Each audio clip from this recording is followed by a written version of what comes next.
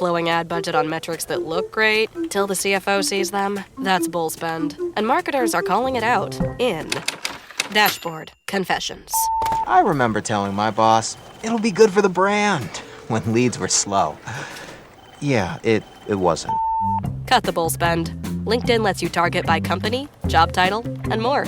Advertise on LinkedIn. Spend $250 on your first campaign and get a $250 credit. Go to linkedin.com/campaign. Terms and conditions apply.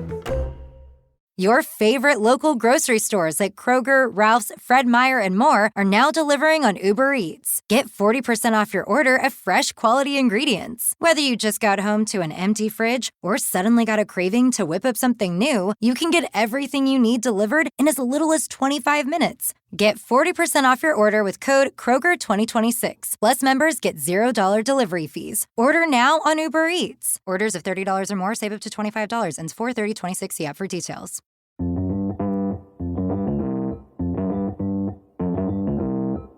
Live from Joe's mom's basement, it's the Stacking Benjamin Show.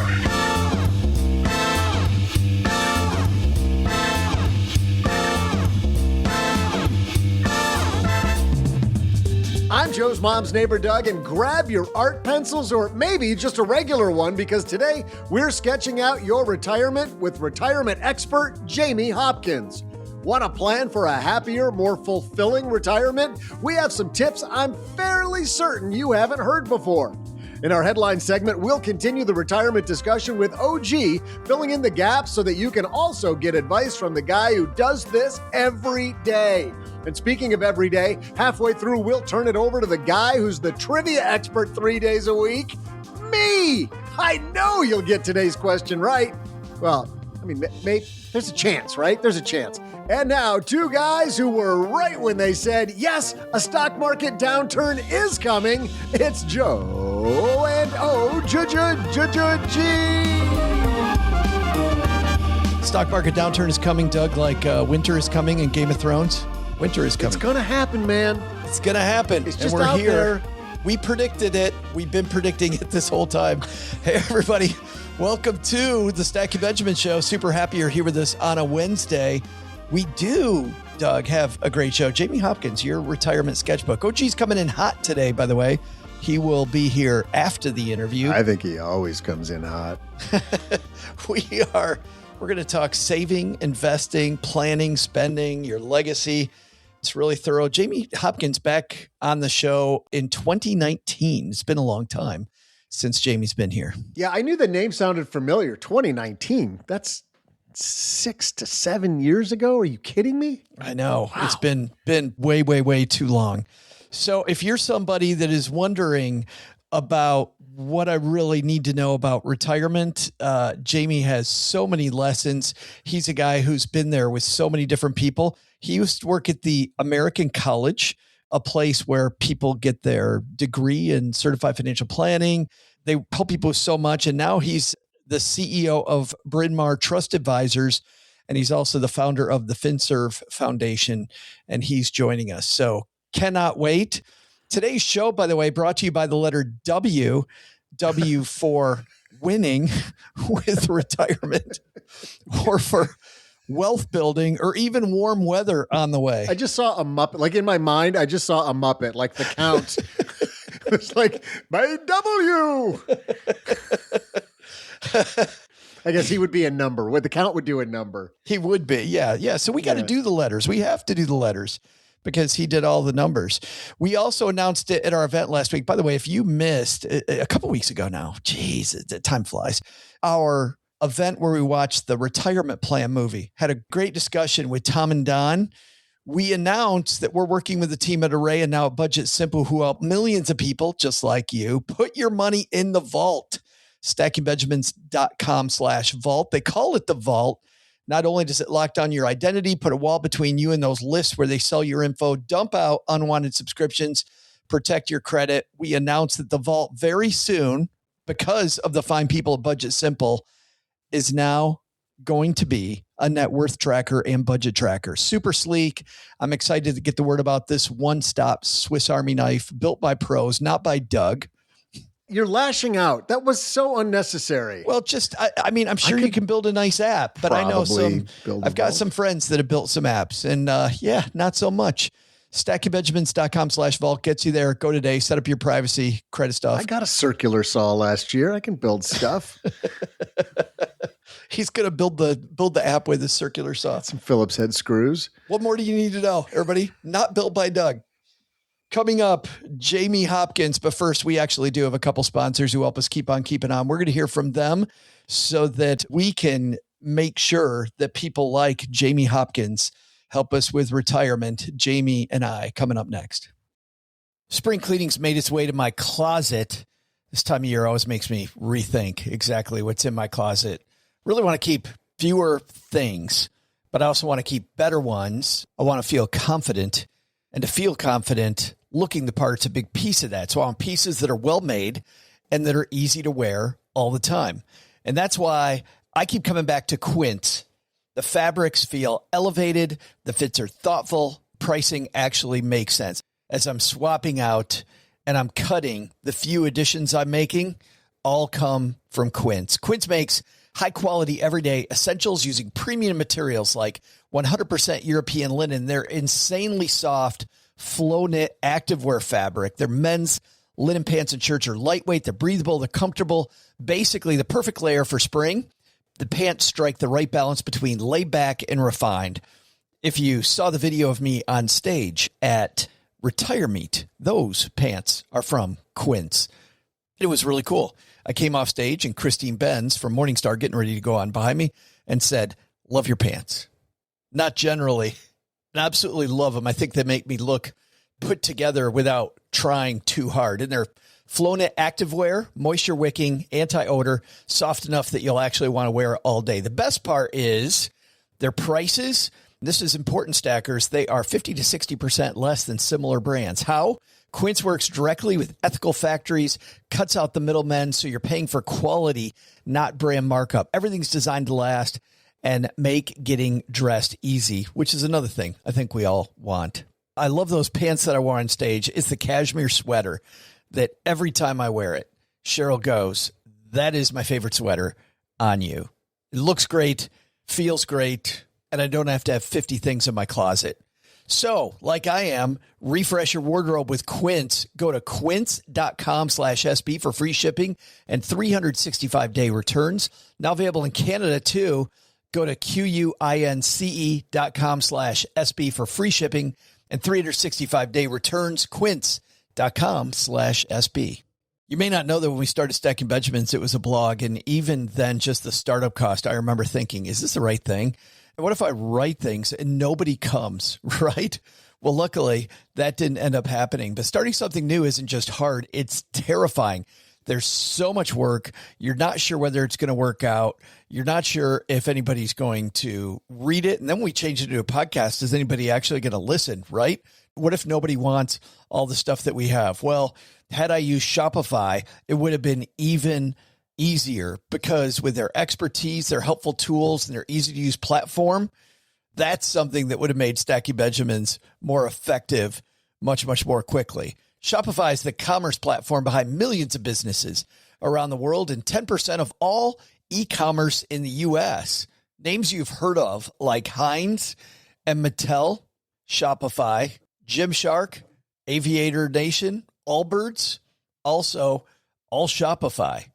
Get started with your own design studio with hundreds of ready-to-use templates. Shopify helps you build a beautiful online store that matches your brand style. And best yet, Shopify is your commerce expert with world-class expertise in everything from managing inventory to international shipping to processing returns and beyond. And did I mention that iconic purple Shop Pay button?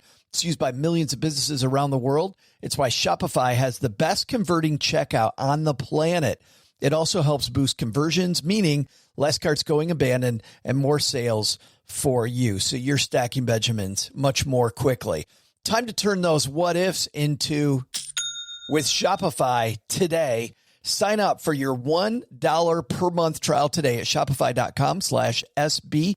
Go to shopify.com/SB. That's shopify.com/SB.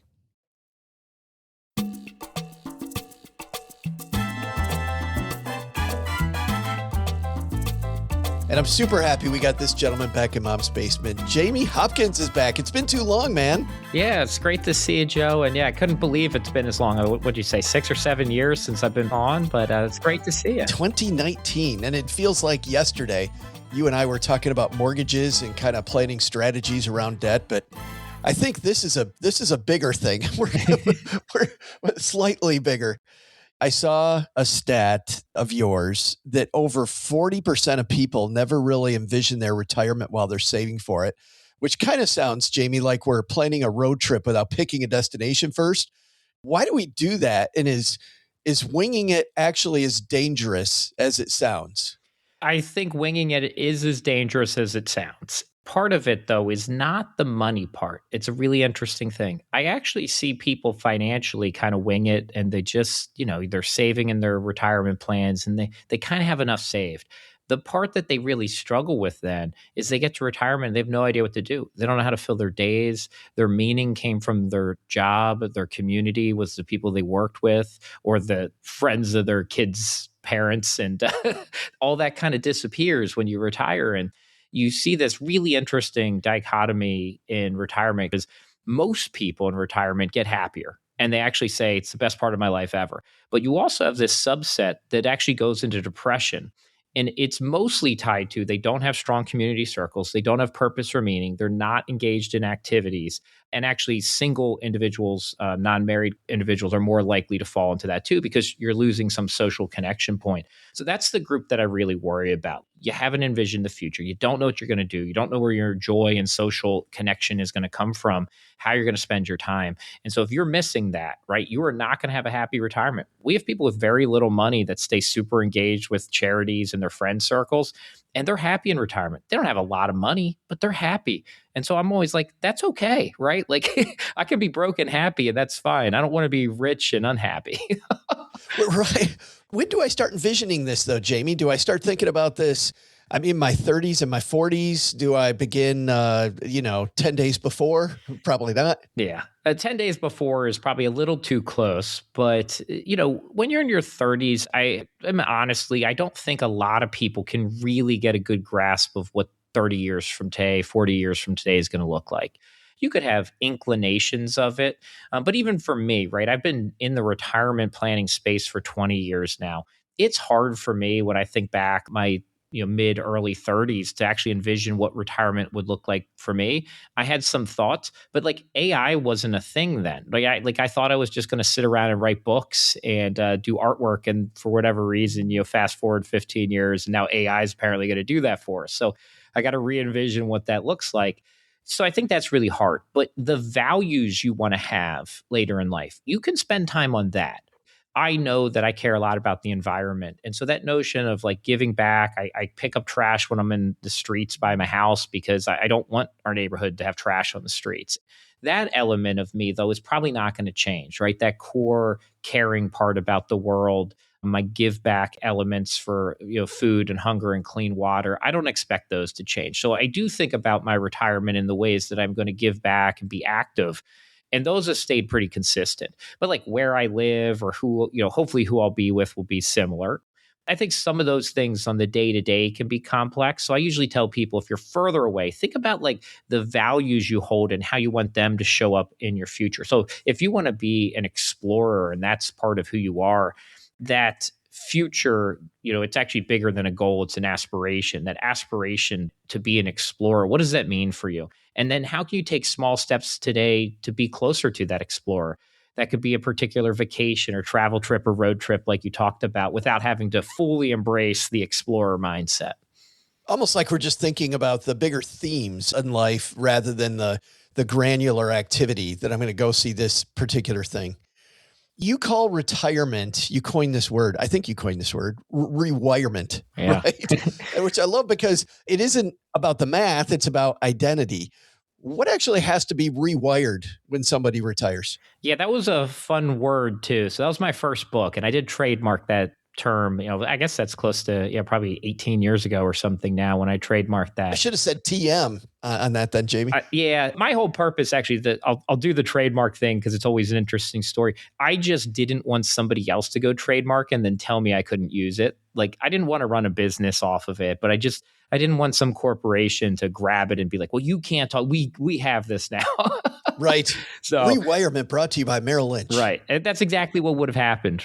I was actually sitting at a bar eating a cheeseburger with my friend John. And the first version of that book was something about like 25 different retirement risks. And I was like, this is so boring. There's got to be something better. So we just started like talking. And he's like, well, then he started asking me all these questions. Well, like what really happens in retirement? And I was telling him that you have to like change the whole way you view your life, both the spending, how you spend your time, your mindset about like spending is bad has to go away. You got to figure out how to free up your days. You got to get your paycheck from your work. And it was like, you really have to rewire your brain on how you view money and time and relationships.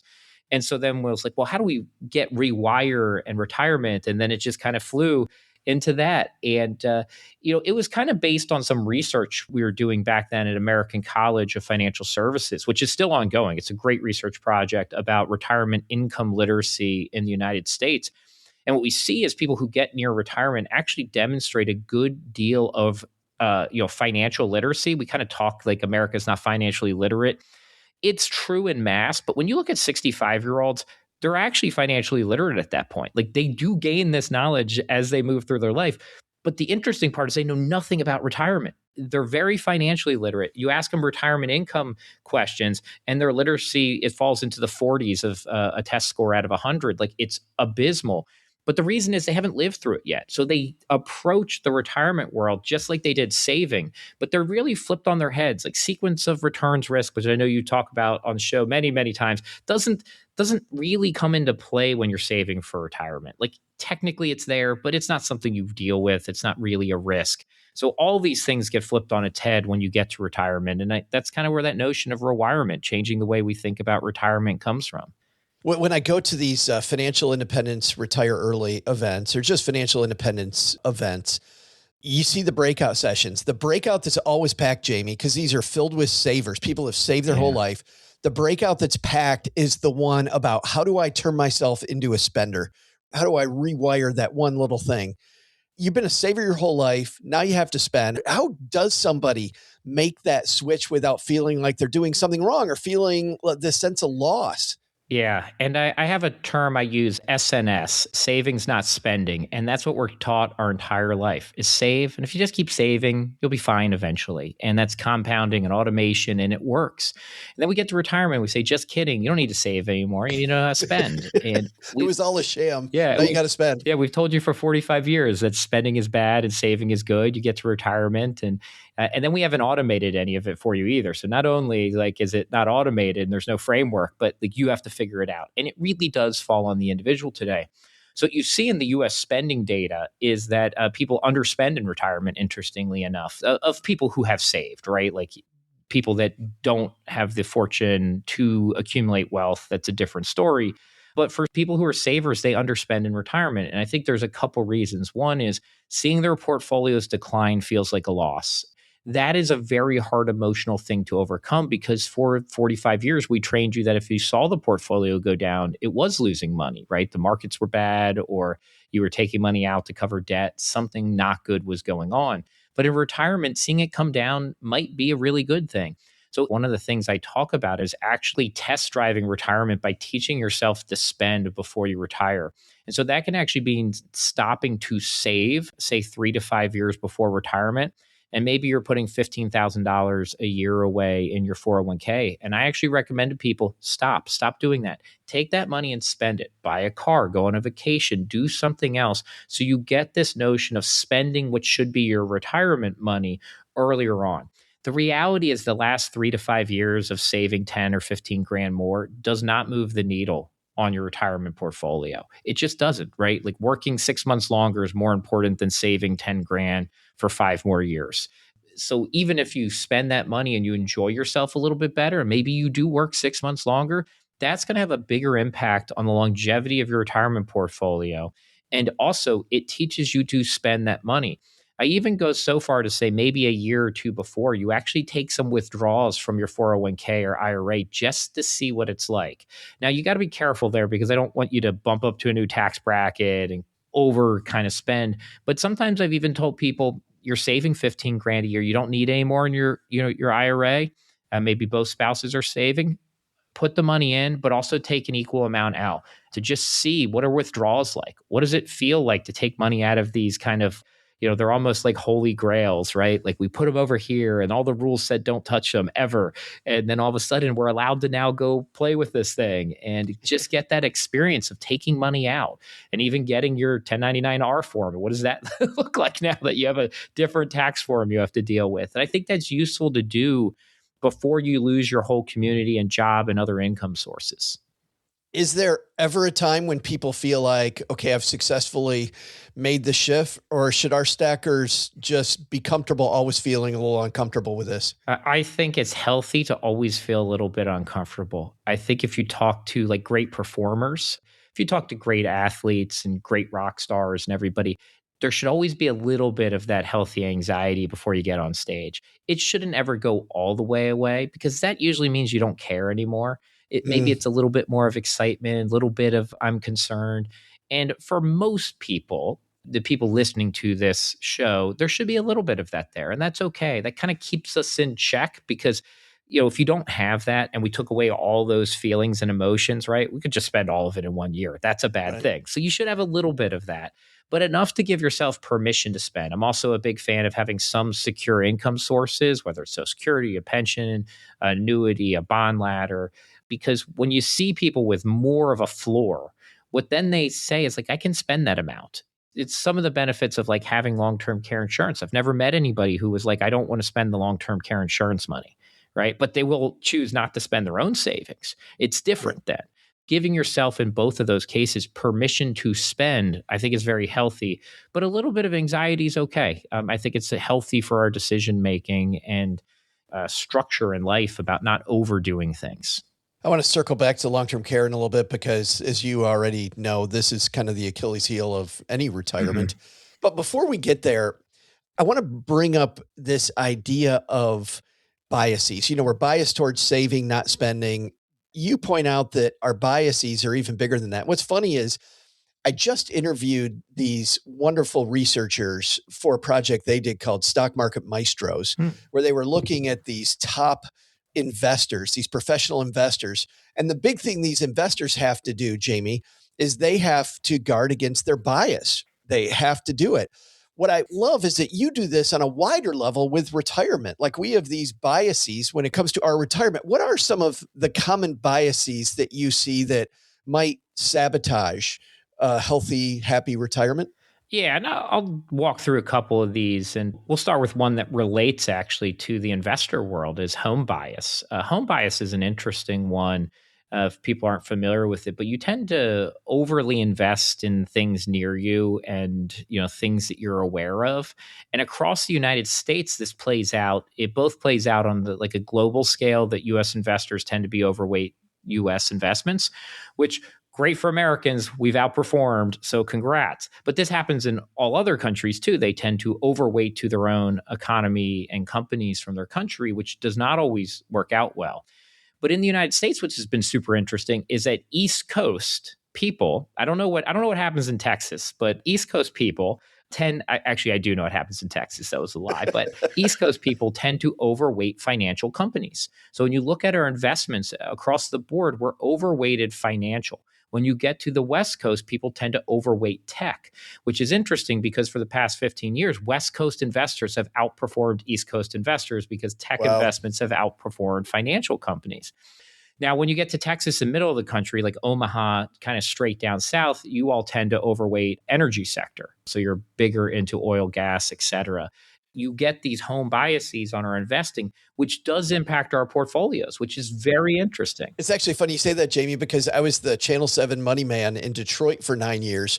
Back when I was a financial planner, everybody had automotive stocks. Yeah. Like everybody in Detroit had automotive stocks in there. Even if they didn't work in the industry, they had automotive in their portfolio. Yeah. And why is this important for retirement? There's a very interesting thing on this. And we had I think it's actually David Blanchett if I get this right, he had some research on this years ago. Well, the reason that this is an issue for retirees is one, their portfolios aren't as diversified as they should be. That's number one. Number two is they often still live and retire in the town that they worked in. So, Joe, using your example, you live and work in Detroit, you retire in Detroit, you're overweighted into GM and different, motor vehicle companies, and then they have a downturn. And what happens? Your home value drops, your portfolio drops, your enjoyment of life drops because the quality of the town actually erodes. Now, Detroit bounced back, but in Pennsylvania, what we had for a long time was all the steel towns. And the steel companies went away. And those towns went from these thriving, beautiful mansions where all the wealthiest people in the country live to rundown places where you drive through some of those towns in Pennsylvania now. And it is really like a bygone era that just disappeared. Like, it is amazing because you see these places and architecturally they're beautiful and there's nothing left in the town once steel went away. And your houses, your investment, and the quality of life all went away because this was the lifeblood of that town. And so, especially in areas that are very centric to one industry, that is a real retirement risk and bias that you have towards what that diversifying is an important thing from your portfolio and income sources for those different areas. And it's not one that people think about, how like my investment, my quality of life, and my house in retirement might actually all be correlated in an environment like that. Speaking of investments, you lay out the different places where we can invest, like our 401ks, our IRAs, HSAs, and begin sketching how these things are going to work together to create this retirement engine for us. You detail some recent changes, Secure 2.0, and how Secure 2.0 has really, it's changed the game a little bit, Jamie, as you point out, like student loan matching as an example, is something that we didn't really see much anymore. It's becoming more prevalent. What are some other things that Secure 2.0 has done for us that might make our retirement game better? Well, I'll go back, I'd say a bit of a broader policy conversation that's been going on since probably 2016. And you go to Tax Cut and Job Act, Secure Act 1.0, Secure Act 2.0, and the big, beautiful bill. And there's three themes that flow through all of them. One is tax cuts across the board. Most of these provisions have been about reducing taxes for about a decade now. Now, that's having its own other challenge, right, as we are seeing the deficit grow to levels we've never seen it this year. And there's concern about that, but that has been a purposeful policy. We have been cutting taxes for a decade now. That has good and bad to it. That's more of I'd say a bit of a political philosophy. The next part is, from a retirement savings one, is we did want to broaden out the ability for people to contribute to retirement plans. And so when you look at 2017 to now, we've removed some limitations to contribute. For your instances, right, you can get a match from your employer if you're paying off debt for student loans. We also had this, 529 to Roth rollover vehicle, which is another way that could get money to a retirement savings vehicle. We reduced down the costs for startup plans, giving bigger tax credits for small business owners. We gave some really good incentives for the 199 cap A provision, which everyone's going to be like, well, that's a lot of jargon, but it's a small business pass-through deduction, which was one of the more powerful features of Tax Cut and Job Act. But that shifted a lot of importance on using 401ks and cash balance plans and some types of pension plans out there back into the market. So we did have a very big encouragement to go save in retirement plans over the last decade. The third part that came out of this was very interesting, is we added a lot of ways to take your money out of these plans at the same time. And there was a lot of news, I'd say, in the last couple of months about how 2025, more people took out kind of like pre-retirement money out of the retirement plans than ever before. And I was like, well, that's been the policy changes for almost a decade now of giving hardship withdrawals and what's the disaster relief access points. If you're in a disaster relief area, a natural disaster, you can get access to these. We opened up that door. And the reality is that was a policy decision. And so now more money is coming out. But I'm like, that should be expected. If we open up the door and then the air conditioning goes outside, we say, how'd the air conditioning get outside? And you're like, well, you open up the door. Like you leave the lid off the cookie jar, Doug's going to go grab a couple of chocolate chips. Yeah. Yeah. And so that's kind of where we are today. But those have been three big policy decisions. This one's an interesting one, if you don't mind me adding one thing. It's tangentially related here, but we've also had a policy decision to kind of reduce down charitable giving at the same time. And that's been kind of a counter thing to this is charitable giving right now is about as expensive as it's ever been, for my life and your life. We've got these floors, we've capped the upside of it, at the 35% tax bracket. And that has been a big change too, that we will probably see over the next 2 years, fairly significant declines in charitable giving. And we have seen a decline since 2017, like adjusted run rate of charitable giving as we made the number of people that would benefit from giving to charity decline with those rules. But that's again, like that's been purposeful policy. It's not by accident, right? We've tried to move money away from charities to corporations in the last decade. But that's something for retirees to think about, to use qualified charitable distributions, which on the flip side are more valuable than they've ever been today. Like that while we reduced the other ways to give to charity, that one in turn actually became more valuable. So we kind of saw this shift to retirement assets being better charitable devices than ever before. I want to do just a quick lightning round about I'm going to call them some of your spicy topics in the book. All right. You mentioned home bias already, which I thought was one of the spicy topics, but just very briefly, let's go through these. ESG and sustainable investing. This has gone from hot to controversial. How should a normal investor think about ESG without getting caught up in the headlines? Yeah, I mean, ESG became very politicized in the United States. If you look globally, I mean, this is the framework for most investing outside of the United States, even the big companies here, BlackRock, et cetera. It's done very well elsewhere. I think everybody should care about the sustainability of companies. If you look at performance of companies, it's do they take care of their community, their people, and their stakeholders? Companies that do all three of them perform the best long term. So like to me, this caring about sustainability is important. It might not be ESG. I think that term got destroyed here. It's probably should go away. But value-based investing to me is important. What do you care about? There's people who want Christian funds. There's people who want clean energy funds. And those are more aligned with your values and where you put your money on what you care about. And I think that is important. Annuities. These might be the most, whether you love them or you hate them, I think they're the most misunderstood product. Where do they actually fit? So the challenge with annuities, to your point of being misunderstood, is every company that creates an annuity gives it a new name of Secure Plus, Universal, and you have no idea what that means, right? Like, I mean, they all have these funny Secure, Universal, whatever, plus or, plus plus. I think there is one that's called like plus plus. And you're like, I don't know what that is. And they come up with these very weird names to try to differentiate in the market. I usually think of annuities, there's like 4 buckets of them. So you have these RILAs and FIAs that are indexed to mostly S&P and other indexes. Those have been very popular and grown a lot the last couple of years. They're kind of RILA. What's a RILA? Yeah, registered index linked annuity. Those are the fastest growing annuities out there. And essentially you're linking it to an S&P 500 for your performance and kind of putting an equity, like just an equity indexed annuity. Yeah, similar to an equity index annuity. Those have really, really grown. What has never really taken off to the way academics thought is our SPIAs and DIAs, so our actual income annuity. So a single premium income annuity. Like this is where all the academics spend all their time on these and they love them.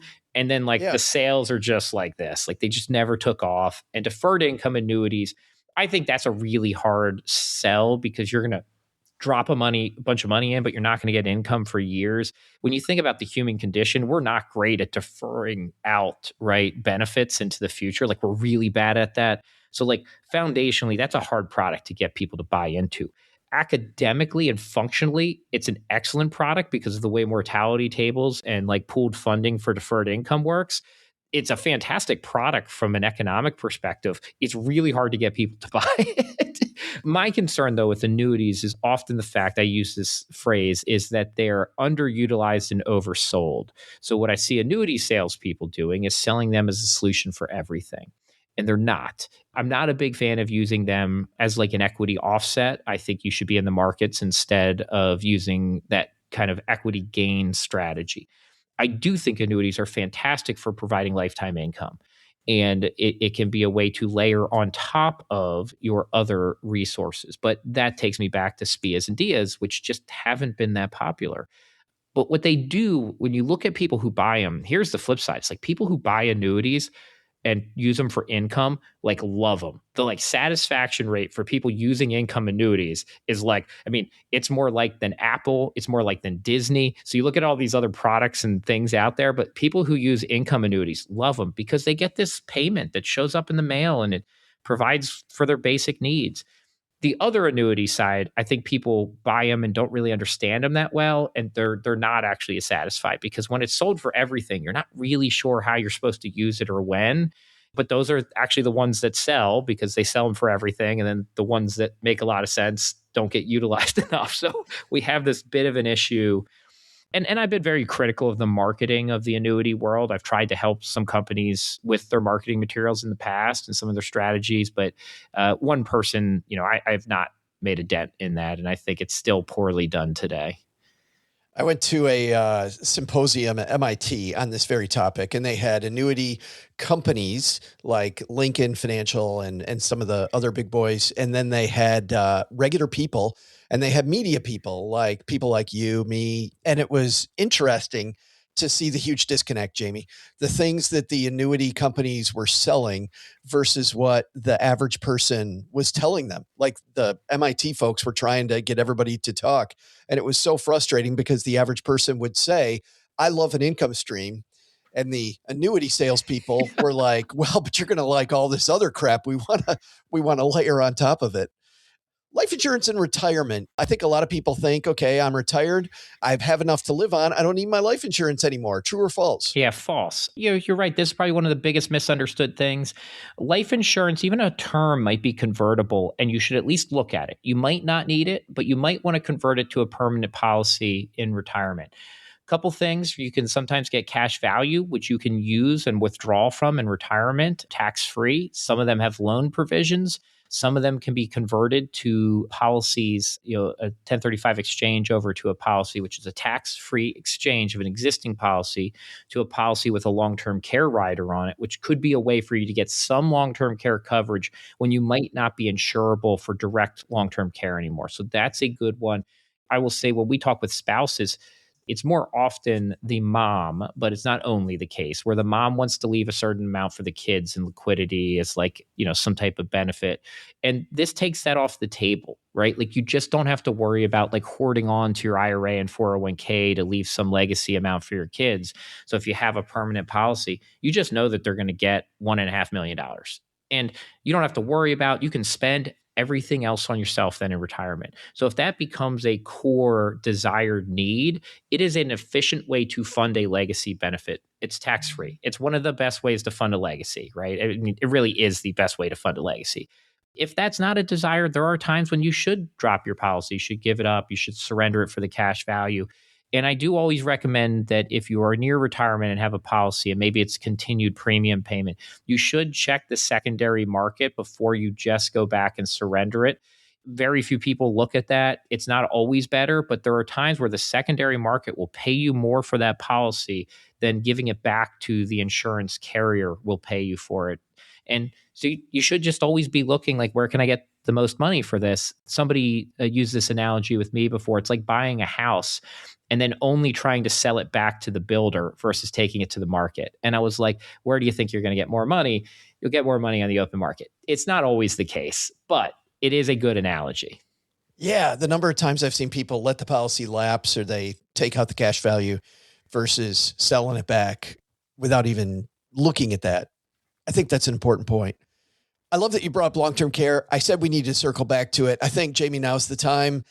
This is the CFP's conundrum. And I think if you're the average person going into retirement, you ask any pro, like, what do you think about long-term care? And they're like, oh man. How do we begin picking that lock?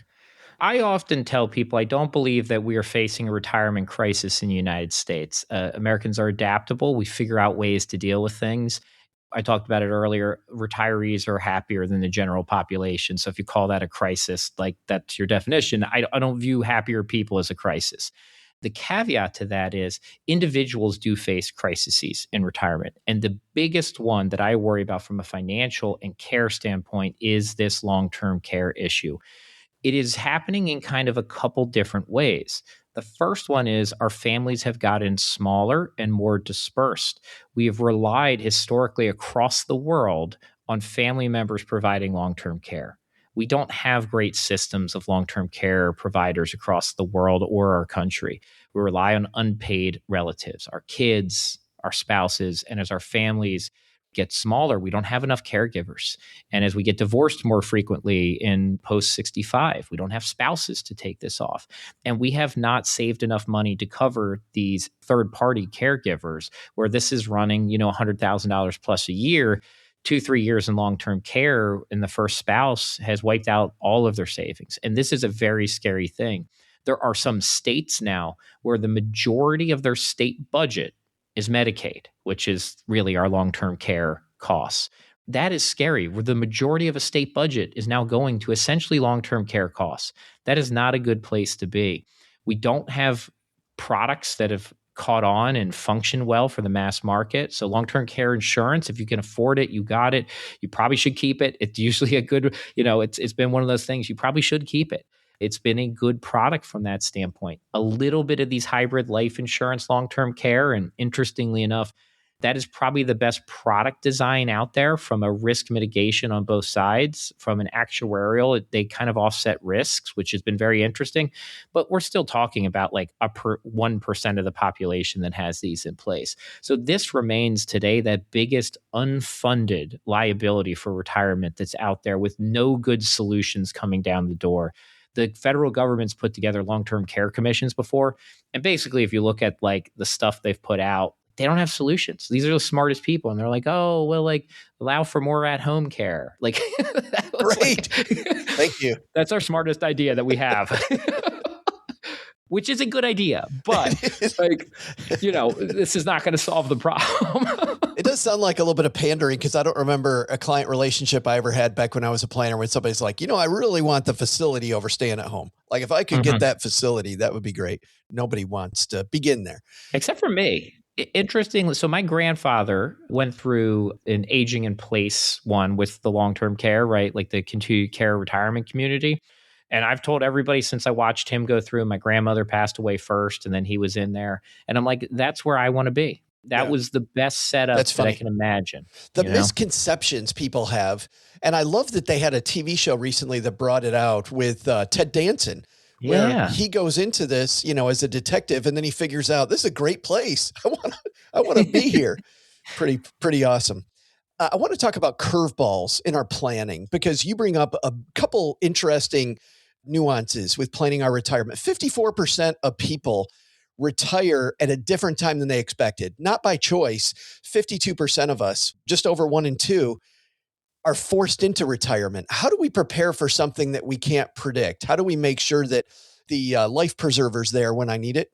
Yeah, I usually say this is preparing for the known unknowns. We don't know when this is going to happen, but it's just as likely as not that we're going to be forced into retirement, as that we're going to get to pick our own retirement date. And so the point of that is you need a plan for early retirement. When I'm on radio shows like you did this forever, and I get callers that call in and talk to me, it's mostly, I was doing great. We had a plan. I got laid off. My husband got laid off 3 months later, and now we don't know how to make it. That is a reality of the world. It's going to happen. And I think with AI and disruption to the market coming, we're going to see more of that in the next couple of years. We have to start planning for what that looks like. We don't have a magic time machine that goes back in time and says I could have saved more in the past.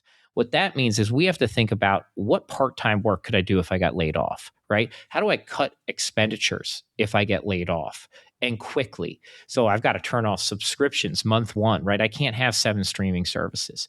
I might just have to deal with it for a bit, right? And read the news and go to Yahoo and walk outside and, do normal things we did before the internet. That's crazy talk, Jamie. I know. When you hear that, you're like, well, you can't do that. I need Netflix. And you don't need Netflix, right? And if that is a 5-year thing you need to give up to save $5,000, you need to do it. And you need to know ahead of time what are the things you're willing to cut back on and do it right away. Because when you let that stuff trickle through, that expenditure side is what you're going to have more control over. So you have to have a plan for how you will change your lifestyle if you get pushed into early retirement. On the other side, when we can retire whenever we want to, I love this idea. And Christine Benz, who endorsed your book, wonderful woman at Morningstar, she really likes this idea of a phased retirement. And I love that you bring up this idea of a phased retirement. What are the real pros and cons of maybe dipping our foot in the retirement pool before we jump in with both feet? My favorite thing about phased retirement is the potential to work longer. And so that is actually what you see with phased retirement is as people scale back, they become like able to manage that new balance of work and life better. Because when you're just running 100 miles an hour all the time at work, you just feel like I can't do this anymore at 68. And a lot of people just then go cold turkey and you're like, there's no in between. It's I'm going to work to the last day. But when you can phase it out, and often that might be moving to a different role, going part-time, changing some of your job duties, quitting and being rehired back into a new role that or retiring and being hired back to a new role. Those are all ways this works. What you see is not very many companies in the United States have formal phased retirement programs in place. So the scary part becomes people don't want to ask their boss, their managers, their companies about this. They don't even broach the conversation. I tell people all the time, go talk to your company, ask them about this. And you could do it earlier so they're not thinking, hey, like Joe's getting ready to retire next year. Why is he asking me about this? Do it early and understand what have they done in the past for people. I do it all the time with the people who work for our firm at Wisfis and Bryn Mawr Trust. I've got 2 people retiring this summer and then going part-time. And I love that. And if I can keep them around their institutional knowledge and they can, come back. Actually, funny enough, I had somebody who retired last summer, my COO, and he's going to come back and do some stuff again in May because he's bored and wants to be engaged. But I left that open for him when he said he wanted to retire. I was like, look, see how you feel. And if in 6 months you want to come back and do something, like reach out. And he did. We got coffee and we're going to figure something out for him in May. I think that's really important, but not every company is going to be like that. There are companies that will not work with you on this, but figure that out ahead of time so you're not fearful of it when you walk in the room and be like thinking about retiring. And they're like, okay, see you later. We're excited to replace you. But do it. See what other people have done. Does the company have a history of allowing people to have phased retirements? Those are all good markers before you jump into it. How is this whole retirement planning different for single people than for people in a committed relationship or married? Yeah, the partnership in retirement, whatever you want to call that in today's world, right? Co-living and all different types of that. You get to share expenses. And when you share expenses, retirement is less expensive. You think about housing being a big one. And if you both need separate apartments or both need separate houses, you basically double the cost. And that's going to be your single biggest retirement expense is housing, healthcare, and taxes. Those are the 3 biggest American expenses in retirement. Taxes don't change a whole lot, right? Healthcare, though, back to our other point, if you have somebody with you, you actually can help each other on some of these things that otherwise you might have to fully outsource for long-term care or even basic healthcare things. And then housing is a big one. The other thing is when you have people with 2 income sources, say Social Security, that can be beneficial because you've got 2 floors now covering some basic expenditures. And when one of them passes away and now you're a single widowed individual or widower, right, you lost one of those 2 benefits and you probably didn't lose much of the expenses. So what you see is that individual retirement is more expensive on average, more likely to be isolated and depressed, and more likely to run out of money. That is the group. And if you looked at in 2025, there was a spike in seniors living in poverty, which we'd had a really nice, decade-long decline of that. And we had a bit of a jump back up in 2025. But when you dive into that data, it's mostly in the single individuals. It was not couples that moved up. It was majority driven by single individuals moving up because you think about inflation costs going up. And these other income sources aren't keeping up with that. So you got this widening out where the expenses and not a lot of income. And that puts them in a really challenging space. And especially when you talk about long-term care, then there's nobody to help out at the home. Yeah, it's such a different journey for everyone. Part of that's magic. Part of it's frustrating. And to go back to the beginning, man, if you're winging it and you're about there, I think it's going to be a difficult transition. But you know what? I think Jamie, today you were able to help our stackers a ton. Thank you so much. Believe it or not, Jamie and co-author Bonnie Treichel have written a book on this topic. I know that you guys find that shocking. But you have sketched out all of this stuff. In fact, it's funny, you call it a retirement sketchbook, but I don't think there's a stone unturned. I mean, we've been talking now for 40 minutes, Jamie, and we have barely begun to dive into the stuff that you go into, like 125 retirement planning lessons from financial experts. What surprised you when you were writing this book? That there are more than 125. Yeah. When we outlined it, we ended up, I think, 175 and cut back. The other thing is the book was written to be kind of like this conversation, right? We called it snackable, that you could pick it up and choose 4 or 5 of them. It's really not written to be read from, page 1 to whatever it is, 280 pages or something. There are 125 sketches in here. So we drew this out. Most people are visual learners, and almost nothing in our space is visual. It's all been boiled down to spreadsheets and Monte Carlo analysis, but not for how real Americans people learn. So we wanted to make it snackable, a little bit more fun, and with drawings, because people are always like, wait, does this book have drawings in it? They always joke about that. I'm like, in fact, it does have 125 drawings. And then they're like, oh, I might like this one then. Well, and who is your artist? Because I love the drawings. Yeah, so she was phenomenal. We actually interviewed a bunch of artists. Interestingly enough, her name's Grace, and we tried to use AI like 18 months ago, and it couldn't spell back then, right? And you try to do stuff, and it's come a long way. But we also made that decision to make it human, and we wanted an actual artist to do it. I did about 10 of these, and they took me 6 months, and we were like, we'll never finish this book. So then we had to go get an artist.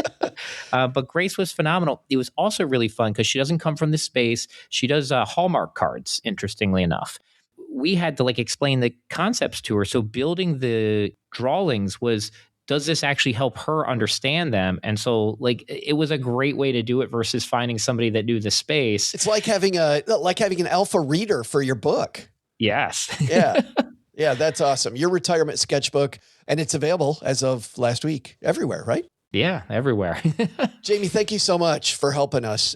Man, retirement, it can be such a fun journey. And I think you hopefully just made it a lot more fun for a lot of our stackers. Yeah, well, Joe, thanks for having me on. And stackers, thanks for listening. We'll see you again. Hopefully not next time, 7 years from now. Let's do this again sooner.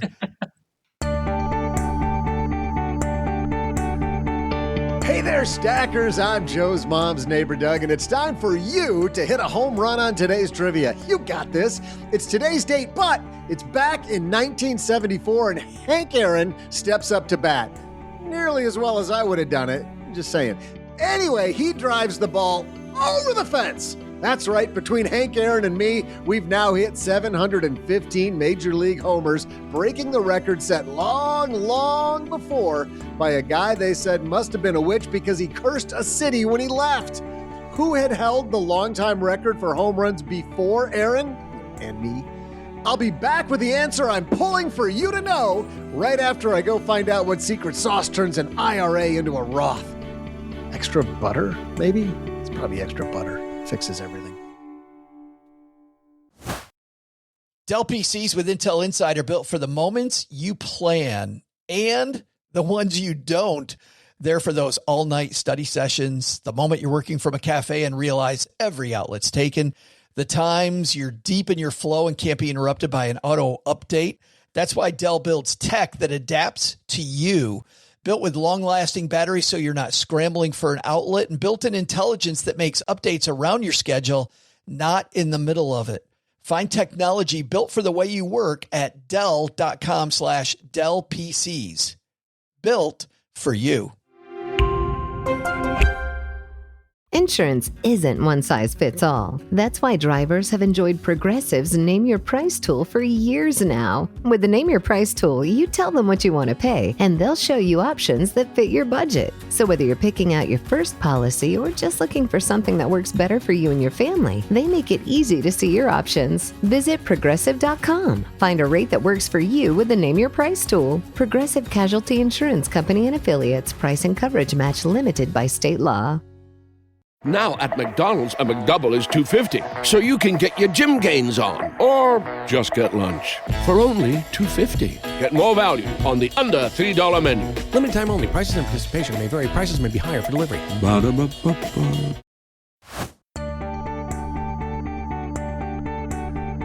Hey there, Stacker. I'm Roth IRA lover and guy who's always looking for better saving ideas, Joe's mom's neighbor, Doug. It turns out that the secret sauce in a Roth is that you don't claim it as a tax break today. Like a great pie, it's great out of the oven and the equivalent of fat-free, tax-free. Okay, I'm seeing the similarity here. You also got to put it in a container that says Roth. Just ask your brokerage, they'll provide it. Pretty awesome, right? Also awesome is the fact that between Hank, Aaron, and I, we have 715 home runs. Although he's done the heavy lifting so far, hitting exactly 715 of those. My time is right around the corner, but we, emphasis on the we, jointly broke the record for the most back in 1974. Prior to us, that record had been held for what felt like forever by what iconic baseball player? I'll give you another clue. Not only was the baseball player cursed, but his departure from Boston to New York seemed to place a curse on the whole city of Boston. That player was none other than Babe Ruth.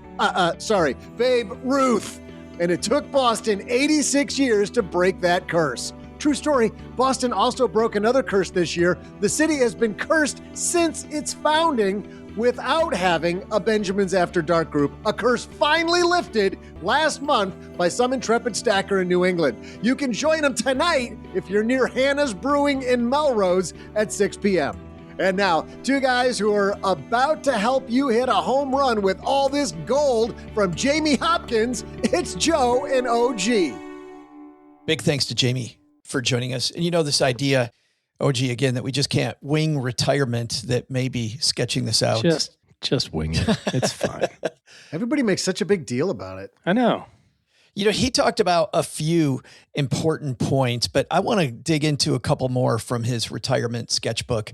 There's obviously so much here that we need to talk about when it comes to retirement. But one area we didn't do was this idea of paycheck replacement, crafting your own custom paycheck with all the different income sources. Like, how do you guys help people think about that, OG? If you're helping somebody draw a map of, all right, do I withdraw from this account first? Do I withdraw from this? Do I go ahead and take Social Security early? Like, how do I put all those things together to make a new paycheck? Yeah, we wing it. Yeah. You know how I've crafted my paychecks with a photocopier, like a really high quality photocopier. And you put a big number on it, Frank like a really big number. Wasn't that the check forger guy in the Catch Me If You Can DiCaprio movie? Yeah. You know, the interesting thing about cash flow in retirement, or as you're getting close to retirement, is everybody wants to have the exact prescription, but in reality, it changes year to year. It really largely depends on what's going on in the rest of your world and like kind of your behavior. Some people, this came up a couple of years ago, some people feel constrained by getting a check of $10,000 deposited in their account the first of every month as a paycheck, because they go, well, you know, the first 3 months we spend in Florida in the wintertime, and then budget's like 12 or 13,000, but in the summertime it's more like 7 or 8. So that's how we make it up. But I feel constrained in January, February. Like, why should you, right? It's all your money. So some people prefer, hey, I'll take all my cash on Jan 1 and then I'll choose how to spend it throughout the year. Some people can't be trusted with that amount of money and like need to have the constraint of like, here's your money for January. And you know, like, it's the 20th, I'm out. And you go, that's too bad. You know, we'll see you on the 1st. You have to customize it for who you are, what's going on in your world, and kind of know yourself a little bit. And the other part about like Social Security and IRAs and, you know, Roth distributions and stuff, this all matters from a tax standpoint year to year. Where are you falling in terms, you know, one year you had a bunch of capital gains and dividends. You got to be careful of IRA withdrawals because now that's going to have a bigger impact to potentially Medicare premiums, or, you know, your Roth conversion strategy is going to blow up because, you know, you thought you're in the 12% bracket and really you're in the 22% bracket now because you had, and there's always the risk of like surprise income. And you go, well, surprise income is great unless you've already planned out your tax strategy pretty close. And then all of a sudden you win a scratch off, or you inherit it, you know, you've got an inherited IRA to deal with. God, I hate when that happens. I know, that's so bad. It is a good problem to have, but man, if you handle that wrong, you could end up you end up forfeiting paying a bunch of 40% taxes instead of 20 just by being off by a digit or two. There is no way to say, okay, I'm 50. This is my retirement income strategy when I'm 65. I think you got to plan out 65 when you're 64, and you have a pretty good idea what 66 and 67 might look like, but remain flexible as those years come up because you don't know what's really going to happen. It is an important point. You know, those first couple of years of retirement, like Jamie was talking about, you're really going to set the needle on what your spending looks like. Taking just a little bit more time to be conscious of, do I value this? Is this really what I want my income stream to be? Because you know, OG, you've been in this situation before. Somebody decides to take a little more. They don't end up spending it, but they get addicted to, or they do spend it, but they spend it on stupid stuff. They get addicted to this additional spending they don't really care about. And then when bad things happen, and they were too close to the quote safe withdrawal line, right? The point where it looks like they're going to maybe run out of money. Man, it's harder to cut back later than it is to set the tone right away. I think there's two different things here that you're talking about. One is taking money out because you're, using the $10,000 number. It's like, well, that's my budget. That's what the plan says. I'm going to take that 10,000 out. And then you finish the year with 30 grand in your savings account. Well, you really only needed to take 90 out, not 120. And you go, well, what does that matter? It's all my money. Well, what it matters is where those buckets are. So you just converted long-term money to short-term money or short-term money to now money, and you didn't need to. That money could have stayed in those further buckets. And if you compound that over periods of time, it's no different than somebody who's in their 40s that goes, I don't need to deal with my RSUs right now. I mean, it's 500 shares. Who cares? And then 10 years later, they go, oh, crap. I have all this company stock. It's at a low basis. I paid some taxes on some of it, but I can't remember which. And my company's doing really well and I want to sell some of it, but now I got to pay this big tax bill. Also, I'm 50. And so they're paying me a bunch of money and giving me more stock. And so all these things compete at the same time. If you don't have a plan for it going into it, or at least, reconciliation maybe on the back end, you can say, hey, this is my plan for the year. But in September or October, you better look and say, am I going to keep doing this in 2027? Or can I knock this down to 8? Or do I need to increase it to 12? Because I racked up some credit card bills because I spent more than I thought. The other piece of it was that you were talking about was spending. I mean, spending is fun. Okay. Don't ask, do I value this? Ask, how can I make this valuable? How can I make it feel valuable in the short run? How do I get the dopamine without the dopamine? That's right. And if you understand psychology, a little bit of that, I was talking with a friend of mine about this bike race, right? So we're doing this bike thing. Everybody knows about it by now. One of my friends said, you got to be careful with telling people too much. And I was like, why? It's like accountability. And he goes, that's not the issue. The issue is every time you tell somebody, what do people say? Every time I've said it to you guys. Hey. Oh my gosh. Oh, wow. You're amazing. Hey, you're training for that? Wow. I could never do that. You're such an amazing guy. You must be an impeccable physical athlete. Doug's on mute, so we don't have to listen to what he's saying. No, but man, he's blabbering away. He's just running his mouth. The first thing out of most of our mouths, whether it's to your face or not, is, dude, you're going to die. Well, that's not what people say, but my point is... I think both. It doesn't have to be either or. It's, this is amazing, and you're going to die. Yeah, so you're getting that excitement, that dopamine hit of the success without having to have the success, Because what's the back end? Your brain goes, man, I got a lot of love for not doing anything, just saying I was going to do it.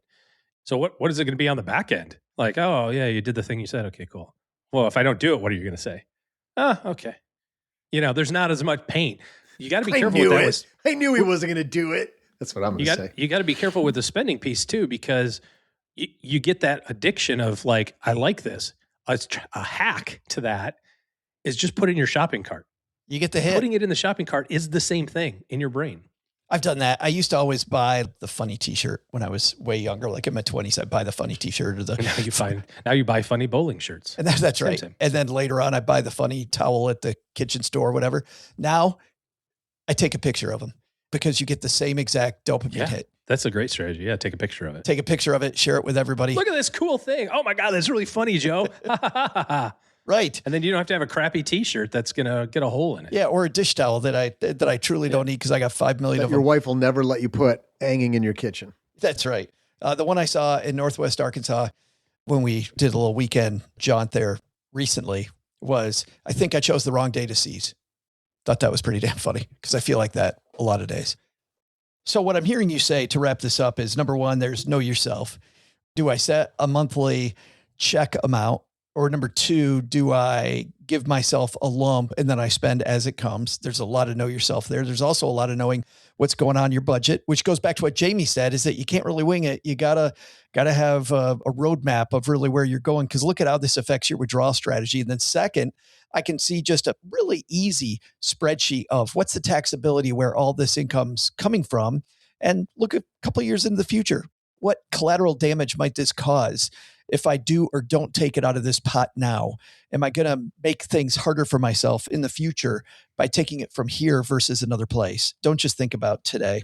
There was one more area I wanted to ask you about, which was this whole thing about if we have a 30-year mortgage and we get to retirement and it's gone, or even less than a 30-year mortgage, and now I'm sitting on all this equity in my house. You think about this, OG. Jamie writes in his book, when used wisely, home equity is more than just square footage. It's financial fuel that can turn a struggling retirement into a thriving one. Where do you look at this on the risk-o-meter of going, you know what? I want to stay in my house, but I got all this equity in it. You hear Fran Tarkington talking about reverse mortgages online. Not only did he throw a football. I was going to say, there's like 2% of our audience that knows who the hell Fran Tarkington is at this point. I'm like, you got to go maybe Joe Montana, Steve Young. Did they do it too? Did they Tom Brady? Did they do reverse mortgage commercials? No, but they're going to. Tom Selleck did some, right? Tom Selleck. It's in their future. The Fonz. Yeah, maybe they know Tom Selleck. It's always an old guy. Yeah. It was Wilford Brimley for a long time. Diabetes. I got the diabetes, you know?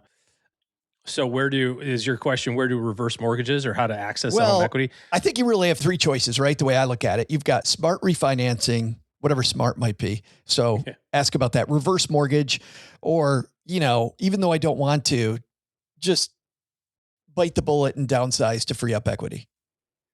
Yeah. I mean, look, at the end of the day, money is money, right? And if you've got $1 million in your checking account, $1 million in your stock account, or $1 million in equity in your house, your balance sheet says $1 million. So one side of the equation is the net worth, right? Do you actually have the money to get through your retirement? The other piece is the liquidity of it. I was listening to a podcast episode with, who is the Shark Tank guy? Kevin O'Leary. Kevin O'Leary, yeah. A little controversial. A little cocky, yeah. Yeah, no, but he earned it, right? So sure. At least allegedly has earned it. I have not verified it independently, but he was on the stage at the Oscars or whatever, so or on the red carpet. He does wear 2 watches though, which just immediately it just takes a step down in my book. The whole concept of what he was talking about in the show was about liquidity, and you can have a $5 million net worth in your business, but you don't need cash. You're still broke, right? If you can't raise money, you can't pay your bills, who cares what your net worth is? Both of these matter. I think if you look at it objectively, if you have a big net worth but no liquidity, that is pretty crappy. That doesn't get you anything. Like you famously said, Joe, many times, you can't carve off a piece of the bathroom, to go to the grocery store. So I think the real answer is, where are we at in the liquidity step, like liquidity process, and what's realistic? I don't like the idea of refinancing. First of all, the bank's not going to refinance any of your debt if you don't have any liquidity. If you don't have cash flow, they don't give a crap. You could have a $25 billion net worth. If you don't have payments or ability to make payments, they're like, we're not giving you any money. So don't fool yourself into thinking I'll just get a home equity loan or something like that if you don't have any cash. I would say that the order, I would prefer you to sell the house. It's cleaner. It's a lower transaction cost over time. You're going to get more money out of the deal. And now you have this lump sum of deployable liquidity that you can do with it as you please. If you are absolutely tied to the house, then, the reverse mortgage can be an option, but you just have to go into it eyes wide open. It's a lot less expensive than it used to be because it's more popular.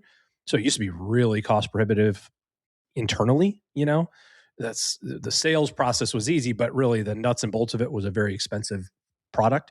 It's gotten less expensive. It's gotten more regulated, but I still think, I think all 3 of us have moved a family member to a different house. Is that somewhat true? I think. Yeah. The 3 weeks around the move suck, and then they live at a new place, and it's fine. It's shelter, has heat and cooling and water and electricity. So I'm probably a really bad consigliere on this because I would look at it very matter of factly. I know you're Take mom out of the house and put her ass in an apartment. Yep, I've gotten that speech from OG before. And she got $1 million in her bank account now. She can go on vacation, do her stuff. She doesn't want to go, OG. Well, that's what the zip ties are for, Doug. No. Have you laid her down in a rug and rolled her ass up and thrown her in the back of the Suburban? So much tenderness. We're going on a field trip. It comes from a position of love, I'd love for you to have liquidity and be able to go do the stuff you actually want to do or spend money on the things that you want to do. And this goes back to, from an estate planning standpoint, like, what are you doing for the next generation if that's something that's important to you? You're giving them a house? Like, what the hell do they want your house for? They'd rather have you be at their kid's game or be able to travel for the holidays and, come down and visit. Or if you're going to give me 20 grand, I'd rather you give me the 20 grand a day where I can use it for my kid's college versus 30 years from now when I got to go through probate to sell your house, take a crappy offer because it's a house that's 50 years old and hasn't been updated. Yeah, and I know, Stackers, for a lot of you, this is not an issue that you're dealing with yourself, but you're fixing to, and it's a real thing, and it's a lot more emotional than I'm making it. Obviously, I mean, when we moved mom out of the house into the condo, it sucked. That's 100% why I wanted to bring it up now, because it's coming in all of our futures. It is coming. But she's doing great where she is. That's the other side of that. Is now I'm 4 years down the line, and she doesn't say my old house ever. She says, I'm at home where she is. Takes a little while, and then she loves it. Yeah. And it may be the same for you too. I mean, in your own retirement, when you decide that moving is that option. I love what you said about the reverse mortgages, because while they have been better regulated, I think you want to consult some pros. Yeah, it's not a DIY project. Not at all. And definitely not I'll just call Tom Selleck I got his number. It's 800-852-5582. Yeah. Hey, Tom. Hey, Tom, what's up? Wait, this I isn't trust Tom? you. You're on Blue Bloods. You're like a police captain.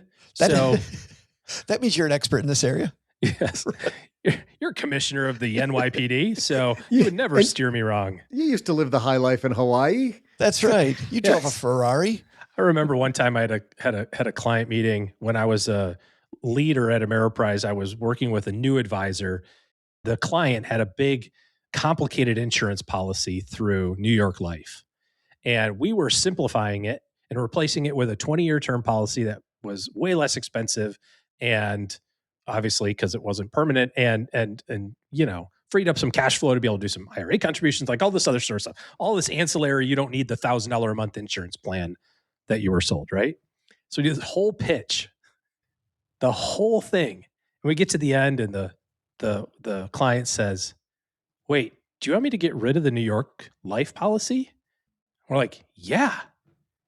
And the client goes, well, but it's New York Life. It's the company you keep. And it was literally an LOL moment where I was like, oh my God, did you just recite the marketing line back to me? Wow, did that work? I guess they put some energy into that branding process. They did a good job. That is pretty good. It's like somebody going, William Devane said gold is a really good idea. Oh, he did he? Well, it's difficult then, OG, because you have to then work with them through that, because nobody knows. I mean, you say that stuff, these marketing lines, we hear them over and over and over, and you don't hear yourself saying it back. You're like, no, wait a minute. Whoa. Yeah, guess why that's so brilliant? It's because that's what they told you. Yes. We will link to Jamie's retirement sketchbook. Such good work, Jamie and Bonnie, on the show notes. Interesting man in the world.com. Yeah, good stuff. All right, time to venture out onto the back porch. I want to say thank you to everybody who stopped by Paula and my first live show at Texas A&M. It was so much fun.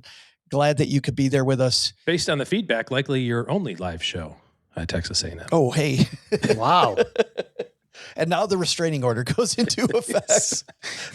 Should I say we apologize for pants, Joe? We apologize for all of that. Kidding, of course. It was amazing. Doug was hiding in the rafters, and having Paula there, and Jay Davis, and of course a local credit union, Red River Credit Union, underwrites this whole thing. So got to say a big thanks to them for allowing us to do this. And it appears thanks for the invite, by the way. Appreciate it. Well, here's the deal. Yeah, we had so many people on stage because people asked about you. I didn't have a chance to tell you this.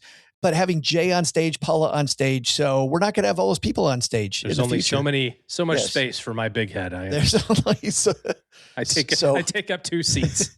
Hopefully we do this every quarter. And if you're local or you want to come join us from wherever you are, the next time, hopefully we get OG on the stage with us. Another thing we had, by the way, and Doug, I'm just railroading this. I'm taking over your back porch, Doug. It's all you, man. Yep. Look at me. I'm the captain now. We got some more votes, OG, on what your new segment is all about, what the new title should be. Analytics. Okay. I'll put that one down. Potential. No, his eyebrows did not raise. There was no sparkle in his eye when you said that, Joe. Did not get it. What's next? I like analytics. I think that basic training is still my favorite.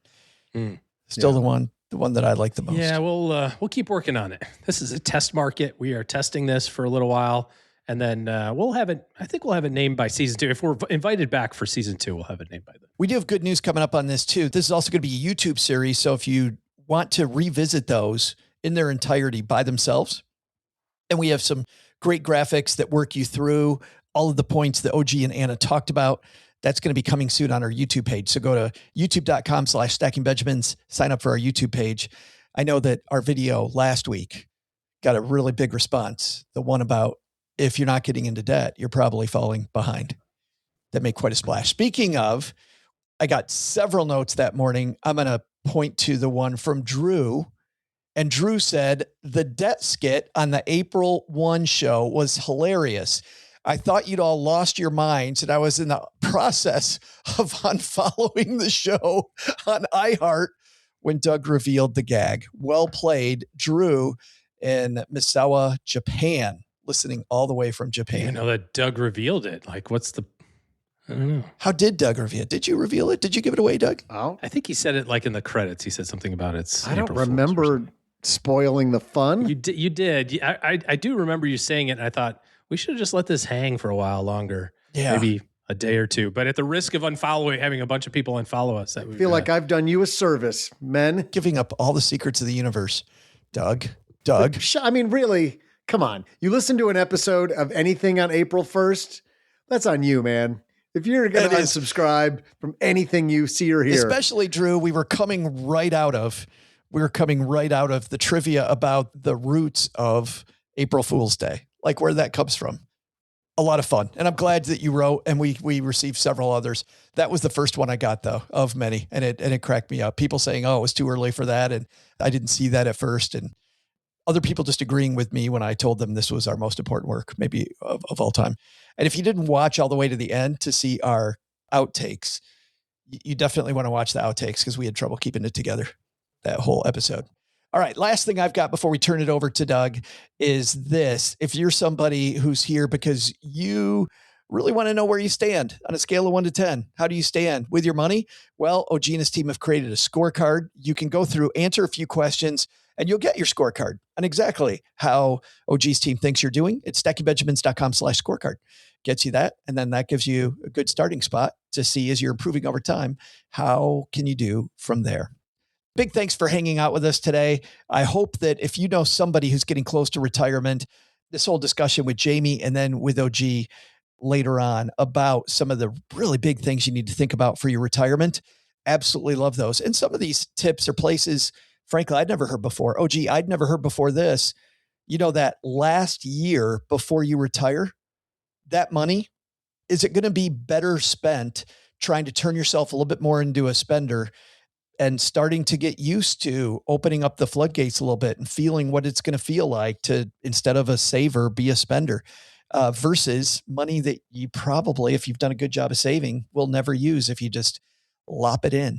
So if, like me, you know somebody that hasn't heard stuff like that and they're getting ready to retire, send them the episode. Okay, that's going to do it for today. Doug, what are the big 3 things on our to-do list today? Well, Joe, first, take some advice from Jamie Hopkins. Spend more time and money experimenting with retirement. As we've reminded you many times, gather as much data as you can, and all data is good data. Second, how about more retirement advice? Winging the what am I going to do part of retirement By creating a budget, you'll better handle your money and your spending pattern, which can help you avoid unnecessary taxes and plan which investments will best fuel your adventures. So start sketching today. But the big lesson? Speaking of sketch, Joe's mom has some sketchy retirement dreams. Me fixing the spare bathroom? Yeah, that's a retirement dream for one of us, Ma. Thanks to Jamie Hopkins for joining us today. You'll find his retirement sketchbook wherever books are sold. We'll also include links in our show notes at stackingbenjamins.com. This show is the property of SB Podcast, LLC, copyright 2026, and is created by Joe Saul-Sehy. You'll find out about our awesome team at stackingbenjamins.com, along with the show notes and how you can find us on YouTube and all the usual social media spots. Come say hello. And oh yeah, before I go, not only should you not take advice from these nerds, don't take advice from people you don't know. This show is for entertainment purposes only. Before making any financial decisions, speak with a real financial advisor. I'm Joe's mom's neighbor, Doug, and we'll see you next time back here at the Stacking Benjamin Show.